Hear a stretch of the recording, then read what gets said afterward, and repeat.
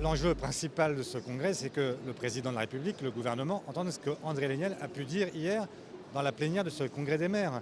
Tout simplement qu'il y a aujourd'hui 11 milliards de ponctions sur les collectivités qui vont affecter les Français dans leur ensemble.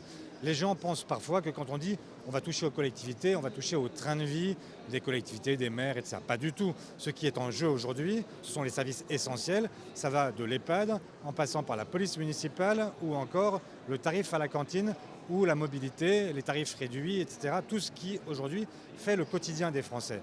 Et ces 11 milliards, ils vont avoir des conséquences non seulement sur les services publics, ils vont en avoir aussi sur la transition écologique qui va être donc ralentie alors que les collectivités sont aujourd'hui au premier rang de ce combat-là.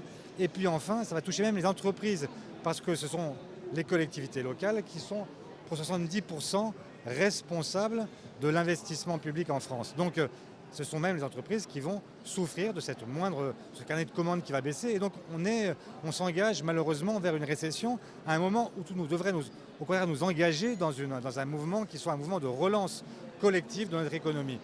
Et donc plutôt que de chercher à faire les poches des collectivités locales, ce que nous avons, nous, fait comme démonstration à l'Assemblée dans le débat budgétaire, c'est qu'il y avait des recettes qui étaient sous-exploitées.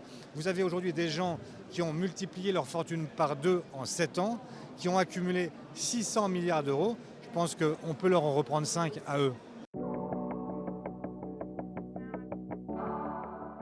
Moi, que la gauche a toujours fait confiance au territoire.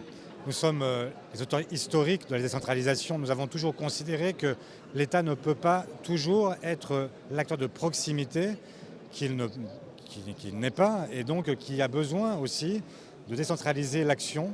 Et quand on voit aujourd'hui à quel point l'État se décharge sur les collectivités sans leur donner les financements correspondants, on voit bien qu'il y a là une vraie difficulté. Et le mépris dont ont été victimes les collectivités pendant 7 ans doit maintenant s'interrompre. Si nous étions aujourd'hui aux commandes, que ferions-nous? Nous serions certainement au Congrès des maires, mais non pas pour venir brider leur action, mais pour leur dire comment est-ce qu'on peut agir ensemble, comment est-ce qu'on peut faire en sorte que les Français vivent mieux dans un moment où tous les repères sont brouillés, où les angoisses sont nombreuses, internationales, européennes, nationales. Eh bien, il faut s'appuyer sur celles et ceux qui ont la confiance des Français et dire que c'est avec eux que nous allons construire, non pas chercher à les contourner, mais au contraire à les associer et à mener ensemble le redressement du pays.